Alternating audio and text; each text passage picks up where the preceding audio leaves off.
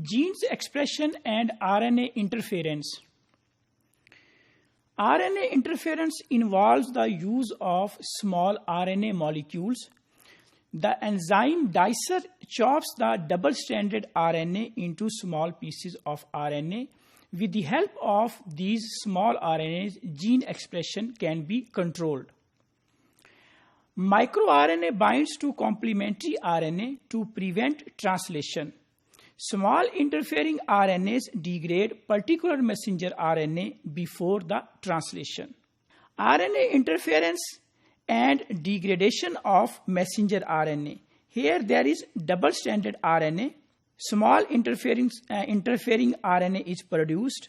This small interfering RNA interferes or it cuts the messenger RNA, and ultimately it degrades the messenger RNA.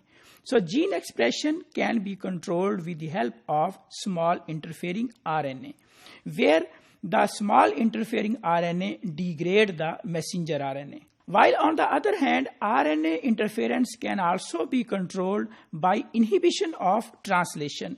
In case of inhibition of translation, a microRNA that inhibit the activity of the messenger RNA or the translation of the messenger RNA. When it inhibits the translation, so in other words, it affects the gene expression or it controls the gene expression. So gene expression can also be controlled by the inhibition of the translation or stopping the translation by the microRNAs. RNA interference and inhibition of transcription. So gene expression can also be controlled by the inhibition of the transcription, where DNA is methylated. When the DNA is methylated by small interfering RNA, so there is inhibition of the transcription. Gene expression and epigenetic effects. There are epigenetic effects that have the gene expression. Changes introduced by maternal behavior. These are one of the epigenetic effects. Effect caused by prenatal exposure.